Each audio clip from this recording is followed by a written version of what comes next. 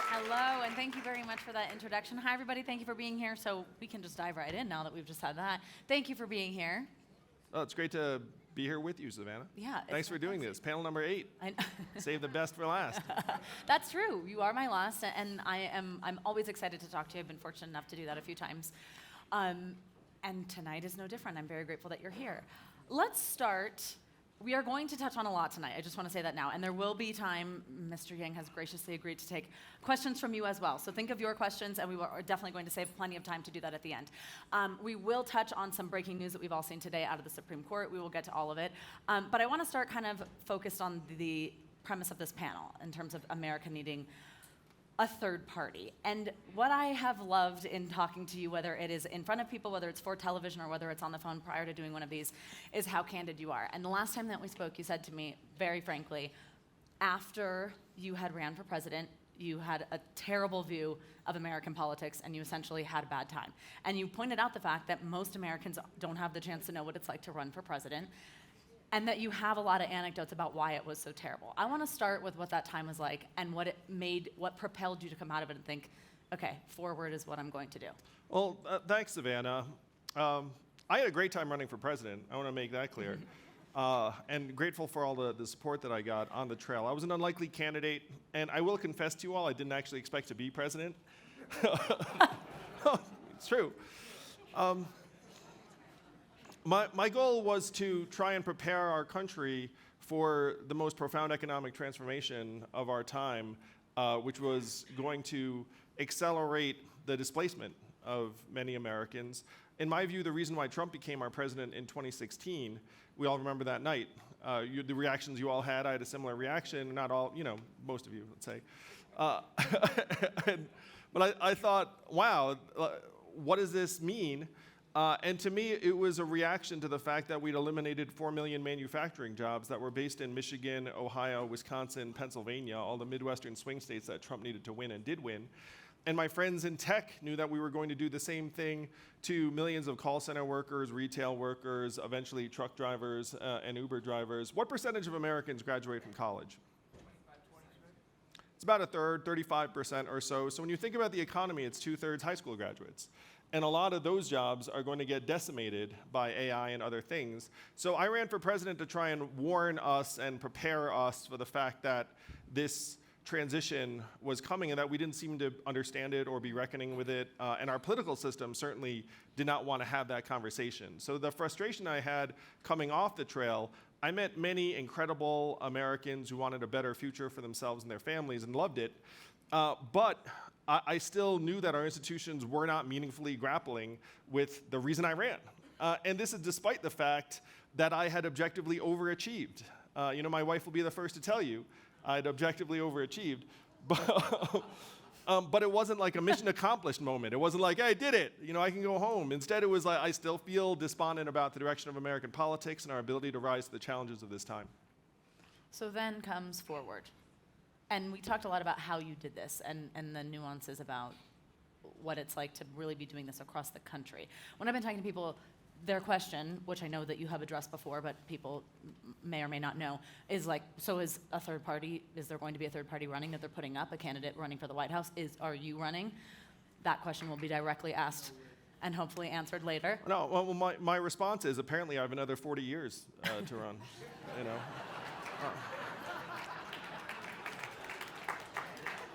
Let's cut to that. But the great misconception about what we're building with Forward is that it's about the presidential, because that's what we've been conditioned to think. When you hear third party, what do you think? Ralph Nader, Yeah. Ross Perot, Jill Stein perhaps, and think, this is meant to be a monkey wrench into the presidential. We're not touching the presidential. We're focused on the 500,000 local races here in Colorado and around the country, 70% of which are uncontested. But the press doesn't want to talk about that narrative. The press just wants to go to its knee-jerk, third party, not going to work, despite the fact that at this point, look around this room, you're all what I'd call at least a little bit third party curious.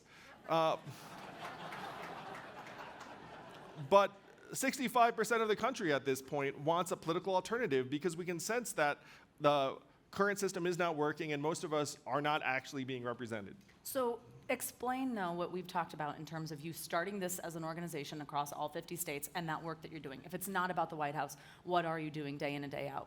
Who is flipping? What am I doing indeed? Who is flipping? Who's flipping? Who do you want to see take up Forward Party?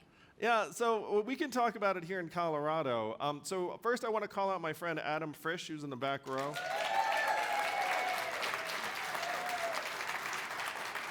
Now, apparently a lot of you know Adam, and Adam is running against Lauren Boebert. Yes. I sense that he lost by 550 votes in the last cycle. The experts had him losing by something like 50,000, so 550 is a lot less than 50,000. And he's coming back to finish the job. So it's candidates like Adam, it's Jenny Arndt, who's the mayor of Fort Collins, who just joined Forward Party 3 days ago. We have elected officials who are trying to do the right thing. And one of the dirty secrets in our current political system is that each party is not meaningfully contesting the other party's turf. One thing that Adam's too polite to say is not like the Democrats were all gung-ho behind him last time because they'd written off his district because it was R+9. And at this point, the parties are essentially financial allocation engines. And they looked at his district and said, like, that's not worth an investment. So if you look around the country, by the way, that's most of the races. If you go to rural areas, it's not like the Dems are there saying, oh, we're going to make it happen. And the reverse is true in a lot of the big cities, not like the Republicans are there. 75% of us don't live under two-party rule. We live under one-party rule. And I'm going to suggest that that's a recipe for bad policy, a lack of accountability, and a lot of frustration. So that is what we are trying to change at the local level. But again, the national press doesn't want to tell that story because at this point, their business model is baked on separating us into teams and saying, you know why you're angry and frustrated? Those people over there. It's not because the system has been designed to slice us into blue zones and red zones, which, by the way, is the truth of the matter. The truth of it is that what is the approval rating of the US Congress right now as we're here together? I'm anchoring you low. It's about 20%. What is the re-election rate for incumbent members? 94%. So in that system, most of our votes aren't meaningfully making a difference because the fix is in. And the reason why that gulf is so great is that 90% of the congressional districts around the country, including where most of you live, are either quite blue or quite red. And so the job security of those people in office, this is the great fiction in American politics. The fiction is that our leaders have to make 51% of us happy, and if they succeed in that, then they keep their job. That is not true. The truth of it is that they have to keep the 10 to 12% who are voting in their party's primary off their back to make sure they get to the general, and that's how they keep their job. A lot of the folks here know elected representatives who seem pretty lucid in person, but then when you get a TV camera on them, no offense, Savannah, they seem like totally different people. And you're like, why is that? It's because their audience is not you. Their audience is the 10 to 12% of the most ideological voters in their party that they need to keep happy so they don't get primaried. That's the only way they can lose their job. Well, I'm here from the national media. I will just point that out. And I am happy to have this conversation because I do think that wherever the responsibility lies in terms of getting the message out that this is not about just the White House and is about local level, I'm happy to be part of that conversation tonight. Yeah. And what you've said to me prior, which I'd like, if you don't mind, to get a little bit granular about, is the type of person that you are going for. There is a middle ground. That is obviously what you're going for with a third party. But the types of people in each party that currently we are operating within, Democrats and Republicans, that you are looking for, that you do think are interested in this. Well, yeah, so if you start a national party, it turns out you're starting 51 organizations because you have a party in each state and then you have the national. So you look at who's showing up, and a lot of the people who are showing up early are folks like Lindsay Drath, our CEO, who's here tonight. So she was professional Republican operative who left the party when Trump took power in 2016 and said, you know what, this is not my party anymore.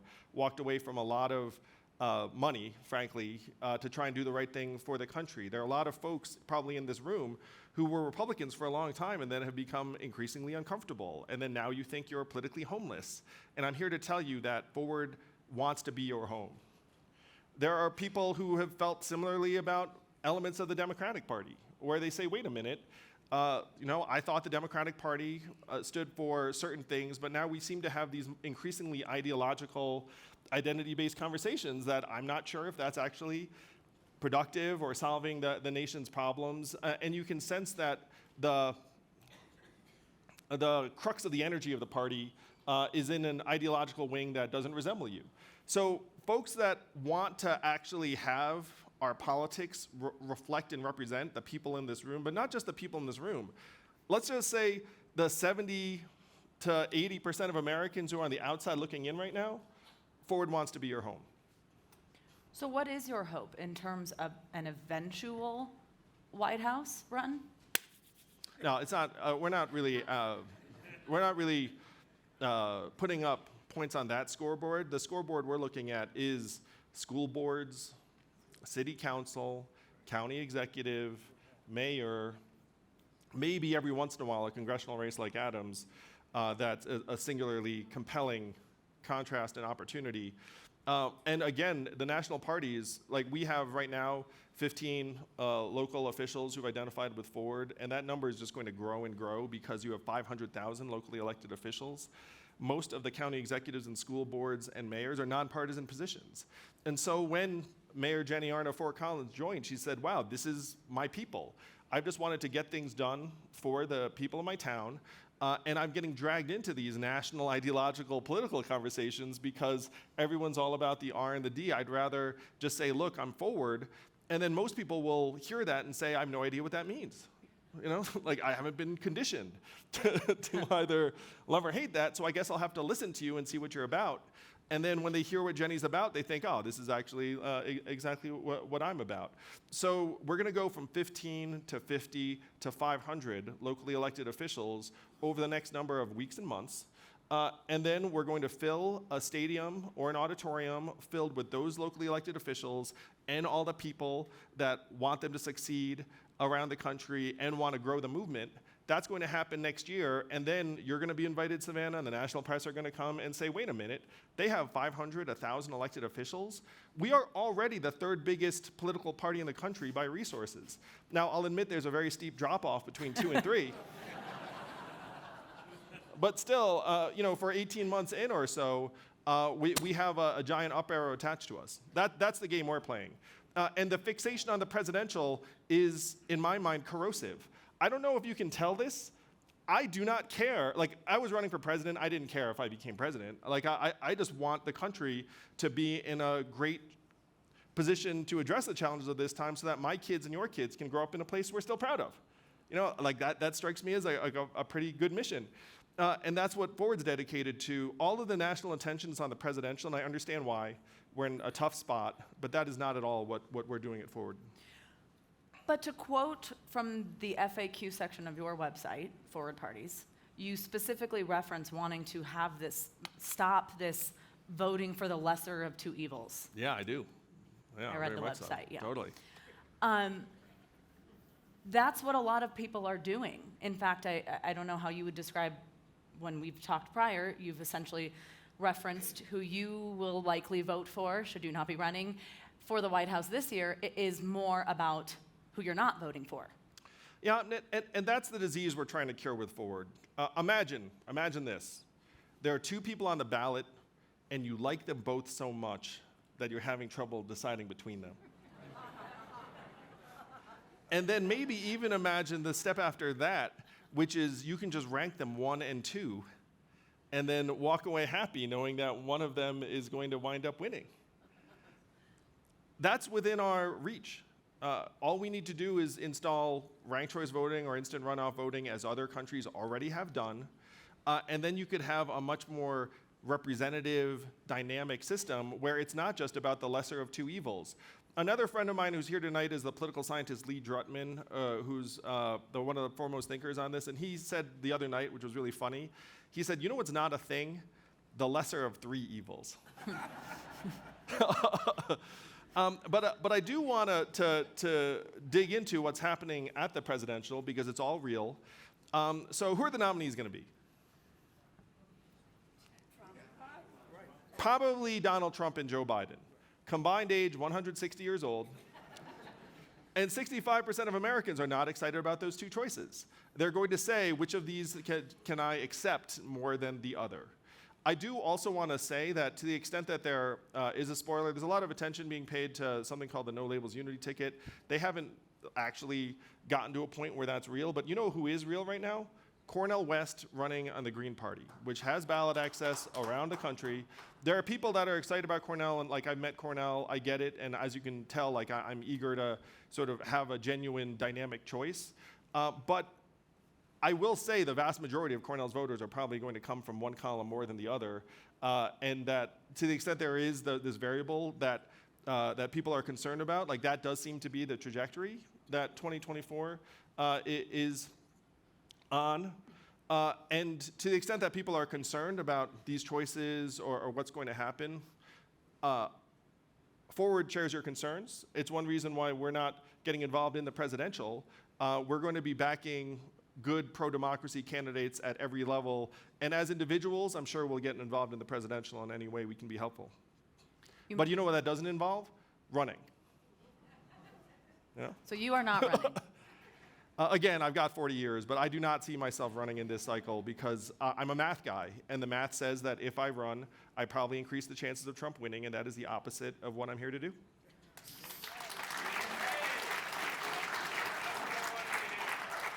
So a moment ago you said many people are not excited about those candidates.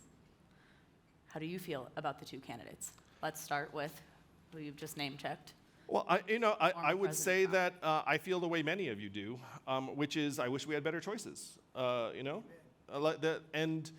fact that we may, and because I think there is this lack of enthusiasm for those two choices, I think that anyone else who's on the ballot is actually going to get an outsized proportion of votes. And I understand that. So I think that if you were, let's say, the Democratic Party, like I would be having a much more robust nomination process. And if Joe Biden emerges from that, fantastic.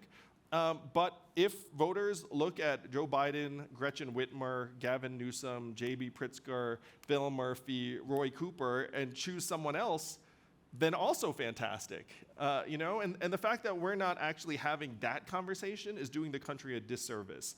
I think that Joe Biden...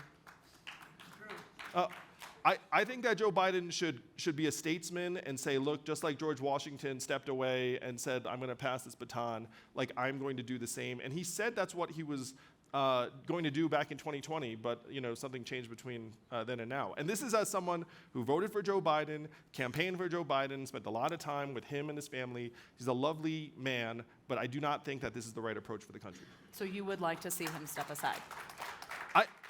If you wanted to run, you could have a genuine nomination process. You could have a genuine, set of debates, for example. But the DNC has gone another direction, and I think that's driving a lot of frustration. And it's also on the cusp of delivering us into a situation. This is my great frustration with the two-party system. It is uniquely susceptible to authoritarianism. It is. If you look at it, if you have one party fall prey to noxious leadership, all the incentives are for everyone in that party to fall in line. And so you're at the razor's edge just about all the time. I think that's not very smart. I think that if you were to have, let's say, even 3 players in the system, and then Forward had, 5 to 10% in the middle, much more resistant to authoritarianism. Because then if one party goes off in its direction, they can't control everything. And then there's also a place for folks to go and say, look, I'm not down with this. I'm going to head this direction. It's much harder in this binary we've set up. We're living one of the worst nightmares of our founding fathers come to life. John Adams said 2 parties would be a great evil across the land. George Washington warned against partisanship on the way out. And what are we now? We're the most polarized we've been since the Civil War. And the way out of this is not doubling down on partisanship and polarization. It's trying to get us to see ourselves as Americans, country over party, and say the $8 billion, the $10 billion we're going to spend beating each other up in 2024, maybe we should spend some of that fixing the incentives of the system, moving to something like ranked choice voting, moving to nonpartisan open primaries, which would actually reconnect people to policy. All of that, and all of that is what Forward is working on. I will admit to you all, that is getting a sliver of a sliver of a sliver of what it should be getting. relative to the $8-10 billion that's going to be spent in flaming us, you'll probably get some of that because you're a swing-ish state. So you'll have the joy of the advertisement. But then I say to folks, look, we're going to spend $10 billion beating each other up. How much are we going to spend the next day pulling us back together? So I had planned to ask several questions about the president's mental competency, his age, your concerns with that, but it sounds like you're telling me just that you would like to see him step out of this. Just let me put a fine point on that. Yeah, I think it's the right thing for the country. I do. In the wake of that, anyone that you would support specifically? Well, I listed 5 governors, all of whom I think are well positioned to be the next nominee of the Democratic Party, and I think there should be a robust process and let the party decide. Is your primary concern with the president his age? It's definitely a real concern, but I think that there's something even more sort of representative or emblematic of his age. What's happening, so this is the big picture dynamic we're trapped in that hopefully you will all help us get out of, with the Forward Party. But the Republican Party has taken on this real anti-institutional energy. If you look at what percentage of Republicans trust the news media, it's 15%. And so if you're in the Republican Party, if you run against the news media, it's a very winning strategy, fake news, et cetera, et cetera. The Democrats, it's more or less the reverse, where 69% have a high trust in media. And there's an anti-institutional energy a little bit in the Democratic Party that's somewhat ideological. So you have Joe Biden and the Democratic establishment kind of getting assailed on both sides by this anti-institutional energy. And so Joe Biden now, in part because of his age, kind of embodies these creaking, unresponsive institutions. And because of that is going to engender a lot of hostility from people who might actually agree with him on a policy standpoint, but aren't going to be able to get excited about voting for him, or might not even be willing to vote for him. You know, I thought we'd always had fun together. Well, thank you, Savannah. I mean, I actually weigh this question all the time. It's like, am I a positive guy or a negative guy? Like, I'd love to get a feel from you all. I don't know. An answer? I'm still trying to figure that out myself. But certainly, I enjoy any time we get to spend together. Okay, great. Just clearing that up. So I hear you when you express concern about the national media's focus and lack thereof on down-ballot races and simply focusing on the run for the White House. But when we are still having as robust a conversation as we are right now about the race for the White House, seeming like there is a good chance it turns into voting for the lesser of two evils, in that context, what is your hope for how Forward Party can play in the future? Maybe it's election cycles down the road. Yeah. Again, there's no reason why we can't have something like ranked choice voting, and then if there are different people that run, then they can't spoil the election. Then you can vote for them one, and then the Democrat or the Republican two, and you'd have different factions emerge. You'd have, again, a much more dynamic system. There's nothing stopping us from doing this. Other countries have already moved to ranked choice voting for national elections. They've seen it reduce polarization. It's better for women and minority candidates, by the way, for those of you who value the fact that we can actually make our system a bit more representative. And we're not having these conversations at all in the US. Again, we are riding this creaking infrastructure that people are losing confidence in. And what Forward is about is trying to modernize it so that it will stand the test of time. In a system that's uniquely vulnerable to authoritarianism, saying, hey, you know what the plan is? We're just going to do this, even though, by the way, we're not competitive in half the country, but we're going to do this, we're going to ride this, and this is going to actually stand the test of time, I think is a bad approach. And we have to have a more honest reckoning with what it would take for our institutions to be able to adapt to what's happening on multiple levels, including this crumbling confidence in how genuinely representative our institutions are. If the president were to step aside, would you step in? It's really genuinely not on my radar. Yeah, it's not on my radar. As you can tell, I'm a professional question answer, and I don't really have a response to that. Let's put it that way. Well, it's not no. My goal, Savannah, is just to try and do as much good as I can in any given period. I've gotten so much from this country. I'm very blessed. My wife is here with us tonight. I'm still married, which is the most important blessing in my life over this last number of years. Because I put Evelyn and the family through a lot over this last number of years. And I feel deeply indebted to this country for everything we've been given. I grew up the son of immigrants. I've already had the kind of career I could never have dreamt of as a young person. And I can tell you that in part because my parents tried to talk me out of running for president. So it was beyond the imaginations of Taiwanese immigrants that their son could try and make a positive dent in our political scene, our culture. And I'm still just trying to do the same thing. I'm just trying to move us in a direction that we can all be excited about. And my holding office is tertiary to that. If it made sense, I never say never, but it's genuinely not a focus at all.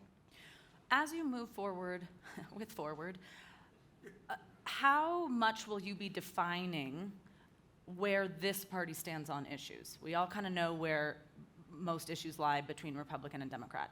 How will you start to define what this party means and who, for those who feel politically homeless, what this home entails? I sat with new mayor-elect Yemi Mobilade, some of you might know, Colorado Springs. And we were talking about Forward and how we could support him. And he asked, hey, where are you guys in terms of litmus tests, policies, those sorts of things? And we said, Yemi, we want to support you in doing what you think is right for your community. We're trying to empower people who can make the best determination at the street level, the ground level. And so our principles are fairly lofty. It's grace and tolerance, election reform, actually listening to election results, things that most people would feel pretty comfortable with. But then after that, in terms of the specific approach to an issue or a problem, we want to let the people that know best lead in that direction, and the folks in the community generally know best what to do, especially because communities are different. What works in Colorado Springs or Fort Collins might not be the right approach in Schenectady. So let's just, if we could take an example, like let's say a community in somewhere like Montana, where there's quite a split. It's a little bit of a blurred line because of how somebody might feel about gun rights, but the same way that they feel about climate change. Yeah. They kind of would split maybe traditionally with how you would associate that voter between parties. How do you start to put a point on what Forward is? Oh, that's exactly what our goal, Savannah. Is I was talking to someone the other day who said, look, what if I'm I am pro-life, but I'm also a climate activist. Where do I belong? And what Forward wants to do is actually give rise to a genuinely heterodox political conversation that's inclusive and humanizing. Because the danger right now is that if you disagree with me on something I'm very, very passionate about, whether it's guns or abortion or climate, then you're my enemy, and I'm supposed to have contempt for you. And we think that that's going to end up leading us towards this polarization, aggravation, and policies that don't resemble what people want. When people ask me, hey, what policies Forward stands for reconnecting the people of this country to your elected representatives so they can deliver what you want. And so if you were to look and see that 75% of Americans want a certain thing, why aren't we getting it? And by the way, you can do that on issue after issue. A US senator said this to me, and this is why what we're doing is so important, I feel. A US senator said, look, we're at a point in American politics where an issue is worth more to us unaddressed than addressed.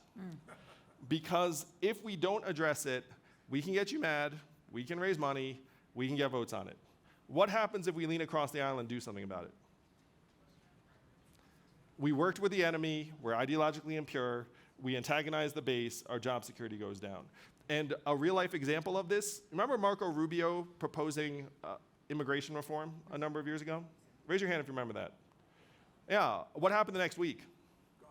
He just said, I was kidding. I was kidding, I recant. What happened in those 7 days? The folks in his party went to him and said, Marco, what are you doing? You do this, we're gonna take a beating, some of us are gonna lose our jobs. You do nothing, we're fine. So you can put immigration in that bucket, but you can also put climate in that bucket. You can put homelessness in that bucket. You can put education in that bucket. You can put democracy reform in that bucket. You can put AI in that bucket. You know, so people asked me yesterday, why aren't we making progress on AI? And I said the reason is that good policy has absolutely nothing to do with whether people are winning politically. They can do nothing, as they did on social media over the last 2 decades, to the detriment of our society, our democracy, and our kids' mental health. Zero political cost. There is zero political cost to them issuing bad policy or no policy. So that's why I fear that we're going to be witness to many new things that AI engenders, some of which are great, but some of which are going to be terrible, in large part because our government is going to be behind the curve. The point of this conversation is the party, but I have to ask just since you brought it up, and I know, because we've talked about this, and yeah, I know we've got like checking the clock. No. We'll I mean, this is actually going really well. Yeah. In the sense that I feel like we're having a great conversation covering a lot of ground, and I'm not at like 30 seconds or something. Yeah, no, it's great. See, aren't you happy I'm here from the national media? Look, so just kidding. We'll get to audience questions soon, but I do want to ask you, since you just said it, and it's obviously, if you guys have been attending panels this week, a huge conversation at Aspen Ideas Festival, as it is with everyone, AI. Just briefly, what would you like to see happen in terms of AI regulation? People look to you in this realm. Yes. There should be a dedicated federal agency that focuses solely on AI. There should be licenses for models that are going to be used by more than, let's say, 1 million people, which is, by the way, a very, very small number, because most of these models are now being used by tens of millions of people very quickly. And we're just all being lab rats and guinea pigs in real time. That doesn't seem very smart. I think there should be a cabinet secretary dedicated to this, and then there should be a global AI body. You can't get everyone on board, but you can definitely get the EU on board. You could get some people on board, and you start to make strides and maybe even put some pressure on the folks who are going to want to be outside of this global system. These are all steps that, it's not just me calling for. Folks like Tristan Harris and Gary Marcus and others are calling for them, and we should be doing these things yesterday. The problem is that if you go and look at what's happening in Congress, there are a half a dozen different proposals, half a dozen different approaches, not sure which one's going to prevail. Meanwhile, these models are just getting stronger and stronger every single moment. Do you see, I'm only asking because you mentioned Tristan, who I've spoken with a lot, what is the worst case scenario, do you think, with AI? So I was with my hairstylist, who's a very positive person, and I was talking about this. You can judge her work. But because she's a very positive person, she said, come on, Andrew, what's the worst that could happen? And then I said to her, well, rampant identity theft, a total degradation of public discourse and any notion of truth, and unwarranted military conflict, including potentially nuclear conflict. And then she heard that list and was like, wow, that's actually pretty bad. And I was like, yeah, that's pretty bad. And those are relatively predictable, given where the models are now. Those aren't even the science fiction, artificial general intelligence, like species-threatening things. Those are just bad actors taking current tools and just doing things with them that would be destructive. Today you tweeted out a live blog from a different national media news organization. By the way, NBC News is a great one during big breaking news events. Following, as we got several Supreme Court decisions today, but of course the big news being affirmative action. You've spoken on this in the past, but what do you think about what happened today? What's your reaction? Yeah, I think that these racialized zero-sum games are not the right conversations. And this is what I wanted to put out, but because this is such like a textured, nuanced conversation, I was like, yeah, I'll keep it to myself. But Harvard's endowment is $53 billion. They could double the endowments of all of the top 10 HBCUs next year on interest alone if they chose to do so. And so if you look at these institutions and what they're doing or not doing to actually genuinely tackle racial inequity, like we're having the wrong conversation. I mean, Harvard could open a new satellite campus in Detroit and Memphis tomorrow. It could triple its class size and then become a more genuine path to opportunity for more people.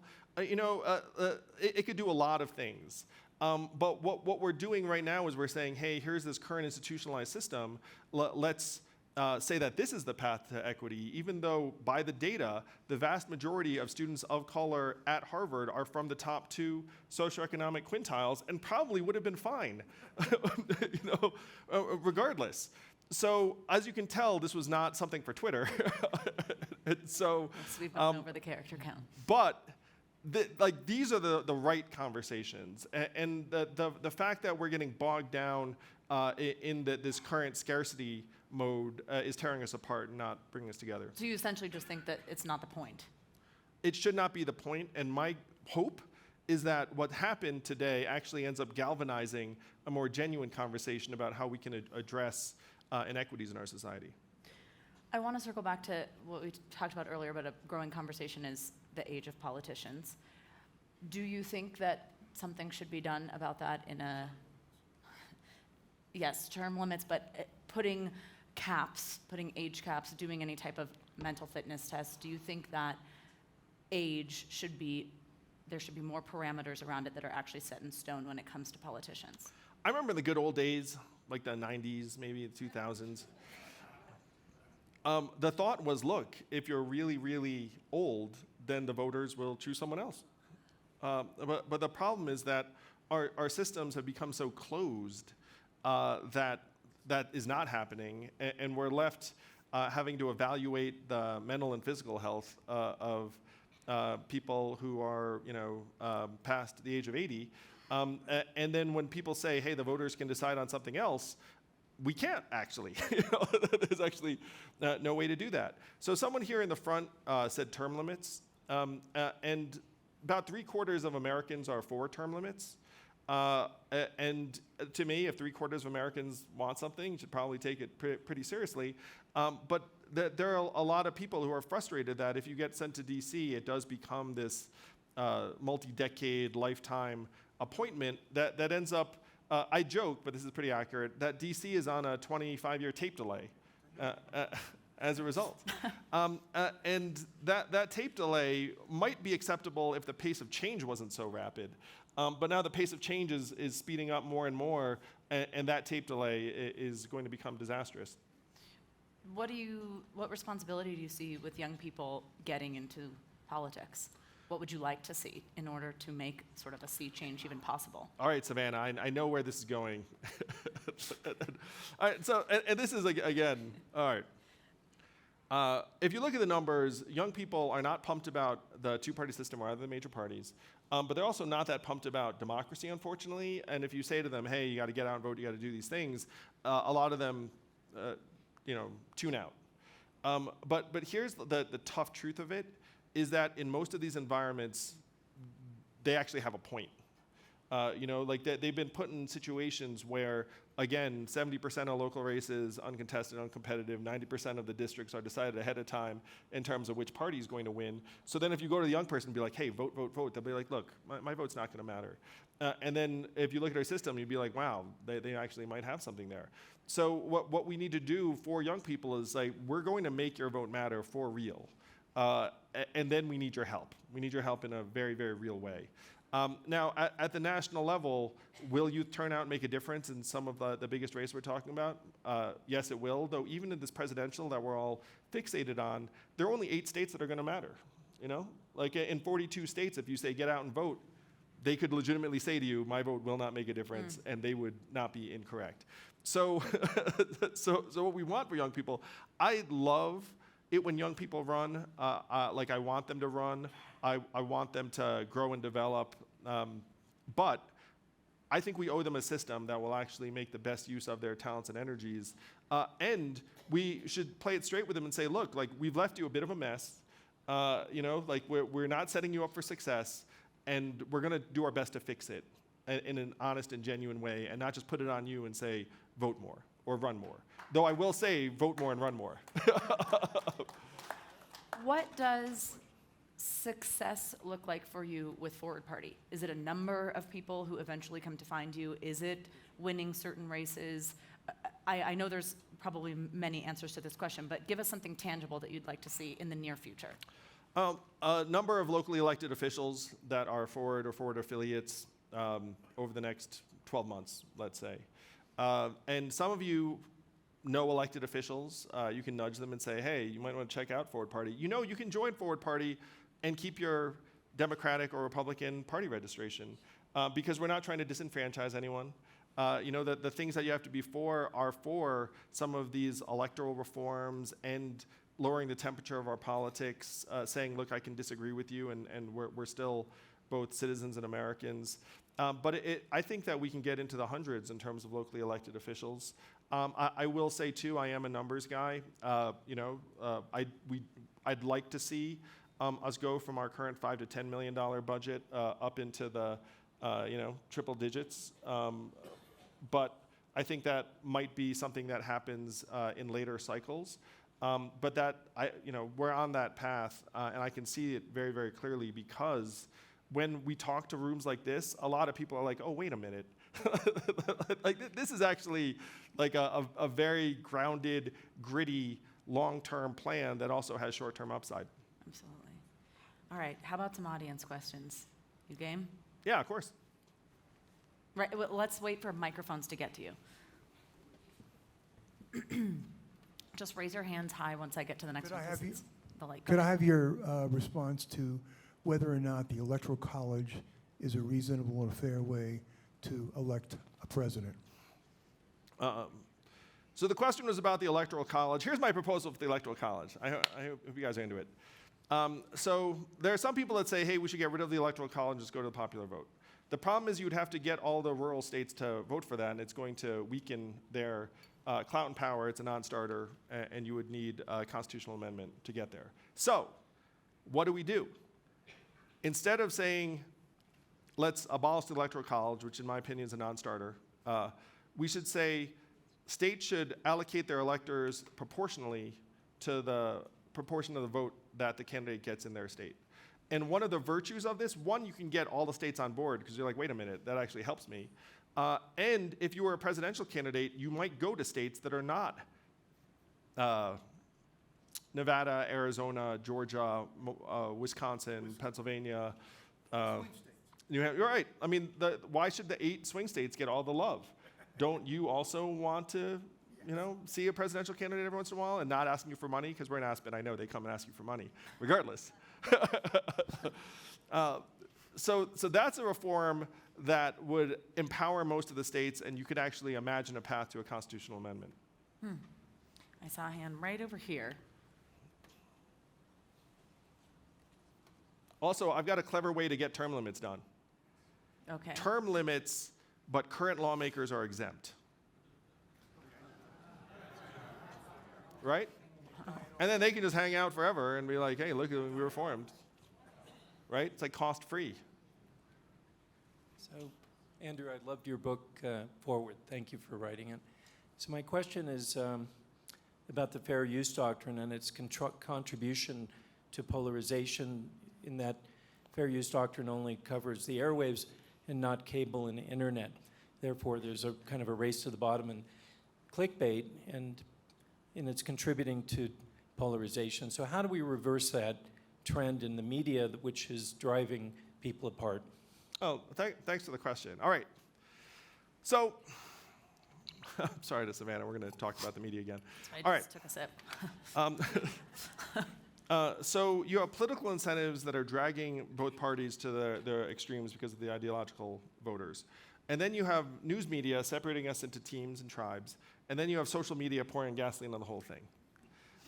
And one of the problems with this second layer is that you also got rid of or lost over 2,000 local newspapers that used to actually be relatively up the middle and nonpartisan.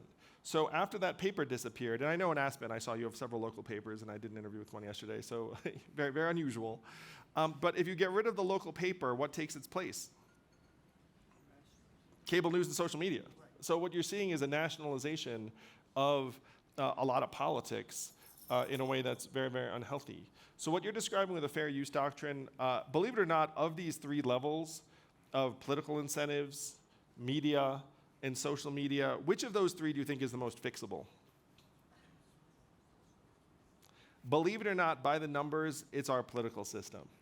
I'm going to walk you through why that is. How many of you know who Mary Peltola is?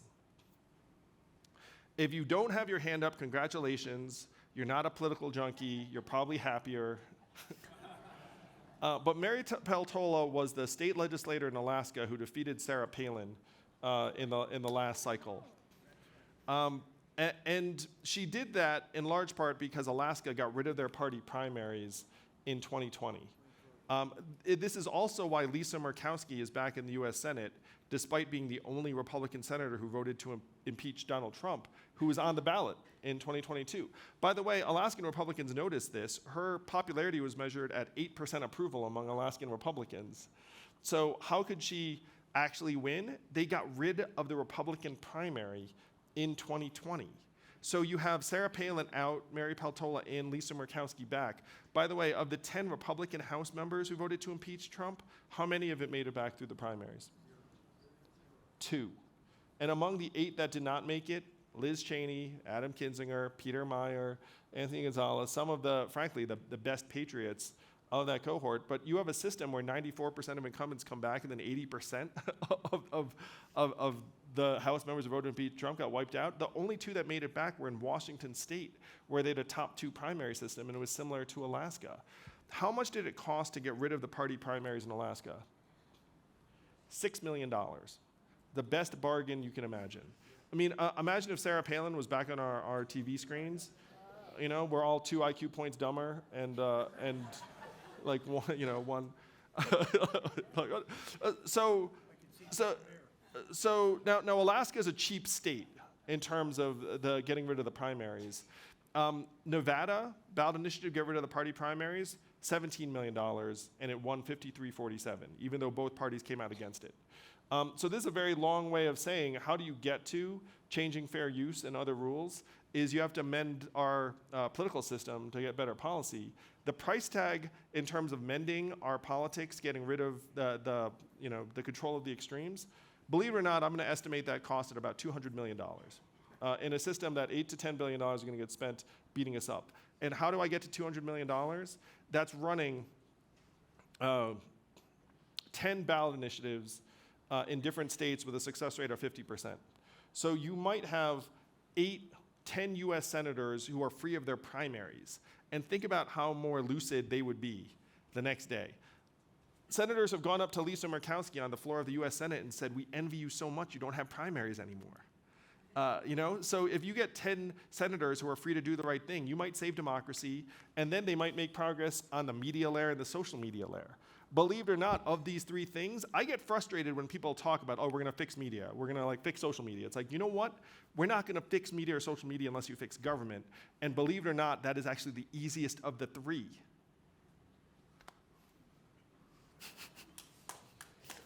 Right here. In third row here in the hat. I have basically a question, like an inside baseball question that I was hoping you might be able to answer. So my question is this. Why won't anyone of stature, like a Gavin Newsom or so, run against Joe Biden? I have a 2-part question. I mean, maybe it's a 3-part question.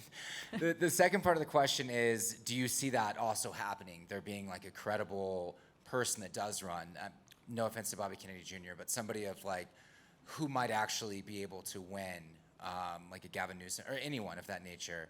And the third part to that question is, if that doesn't happen, do you see a credible non-Cornel Westy type of person running, such as yourself, and not you, I know not you, but running such as yourself as a third party?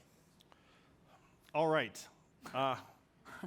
What I've heard is that the word has gone out to Governor Newsom and Governor Whitmer and Governor Pritzker and Governor Cooper and Governor Murphy, do not run this cycle, but if Joe has a health problem between now and the convention in August, you are on the short list to replace him. And so they've all been told, okay, like, I guess I'll stand down for a minute. And because they've all stood down, then the DNC can say, look, no debates, no process, it's Joe. If Governor Newsom runs, then it's impossible for them to say, hey, like, no process. Because, as you say, you know, he's the governor of, you know, like, largest state, et cetera. So that is what I have heard in terms of why you're not seeing one of the governors decide to step up and challenge him, despite the fact that within those circles, there are real misgivings about Joe's running again. In terms of, What have you heard there? let's just say that the things that we all think, they think too. And they even express them when they're not with a reporter. No, it's true.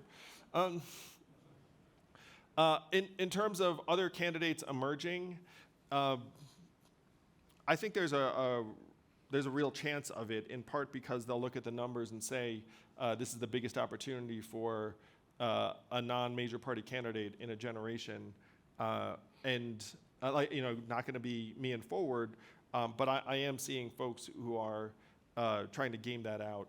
The most prominent that you would have heard of is No Labels, who are at least getting ballot access, potentially running outside of the two-party system. Well, I am a reporter and just said that, so let me just ask a couple follow-up questions. Yeah, sure. When you say that's what you've heard they've been told, can you elaborate on that?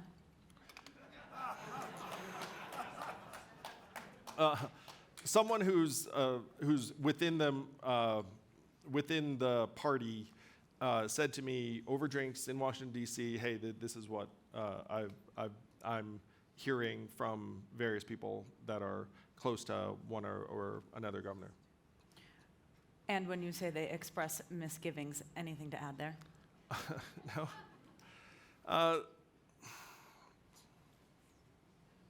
They're having the same conversations that many other Americans are. Thank you very much. I've seen that hand in the back over there for a while.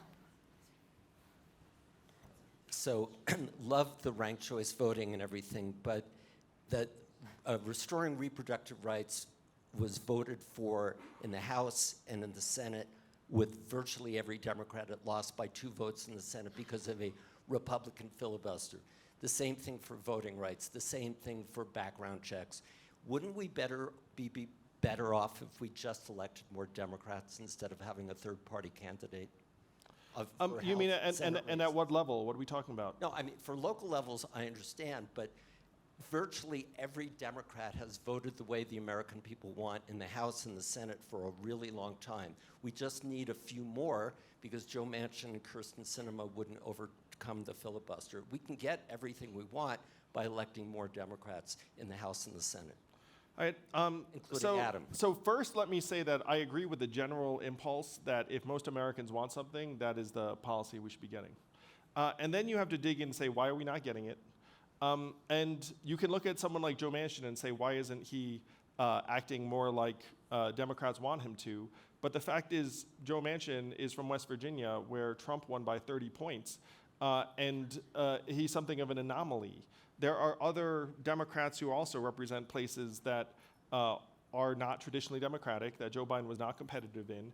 And so I'm going to suggest to you that this is a path. When you say elect more Democrats, there are whole swaths of the country that will not elect a Democrat. They are not competitive, and the brand is terrible in those places. I know this in part because I've been to a lot of those places. And when I was running for president as a Democrat, they would say, hey, running for president? Say yes. What party? Democrat. And they would go, oh, they'd like flinch, like I just turned a color. And I don't mean the great color that I am. So I'm going to call your attention to a candidate named Evan McMullin, who ran for U.S. Senate in Utah against Mike Lee. Utah is a red state, and a Democrat would not win there. And so what the Democrats did is the Democrats did not run a candidate. They got behind Evan McMullin, and then he put a real race in a place where Democrats would not have been competitive. If you put a D next to Evan it's a non-starter. If you put a D next to candidates in rural areas, it's a non-starter. So we have to think a little bit bigger and more creatively about how we're going to reconnect people to leadership. And by the way, I'm going to suggest the reverse is true in a place like California where Democrats run everything, but people are frustrated. They're looking up and saying, wait a minute, like, well, why are there drug users on this corner? Like, why am I considering leaving because like quality of life's not what it should be? It's because of a lack of competition on both sides, and you're not going to be able to deliver competition if you insist on the blue versus red. And by the way, the blue versus red's also going to have the byproduct of pitting us against each other, tearing families and communities apart, not being able to solve problems in a lasting way, because guess what? The pendulum's going to swing back the other way, so all you would have done is stick something in for 2 years that then gets reversed 2 or 4 years later. That is not the path to success.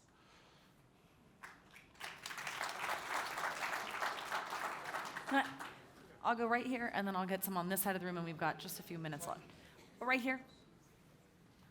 Hi. First of all, congratulations for your objectivity and honesty in all the points that you've been answering. I have not a very deep question. You mentioned twice or 3 times the huge amount of money that's spent in a presidential campaign. Would it be possible for having a limit of expenditure, and then consequently for governors and senators, et cetera, mayors? I mean, because this is lots of money that's always thrown away. You sound like you're from another part of the world, are you? I'm an American for 32 years, but I am originally from Brazil. I say that because people from other countries are like, wow, your system, is nuts in terms of money. So 80% plus of Americans want to get less money in politics and get money out. The path to do that is a constitutional amendment overturning Citizens United. It's very, very difficult. And now I'm part of an organization called American Promise that's trying to get the Constitution amended to overturn Citizens United. We're at about 10 states. It's still many states away. Now, if you ask me the path to getting money out of politics, I'm actually going to say to you it's Forward Party. Because right now, the 2 parties, if you go to them and say, hey, let's get money out of politics, they'll say, like, my hands are tied because I'm in a firefight with folks, and they're going to spend hundreds of millions, I'm going to spend hundreds of millions. So if Forward manages to get in there and say to members of Congress, look, don't you hate dialing for dollars with 60% of your time? Don't you want to spend time with your families a little bit? you might have a shot at engendering a real reform movement, but it's very, very hard to make that happen from within the current 2-party dynamic. 85% plus of Americans want to get money out of politics, and we should fight for it. Let's take one right here.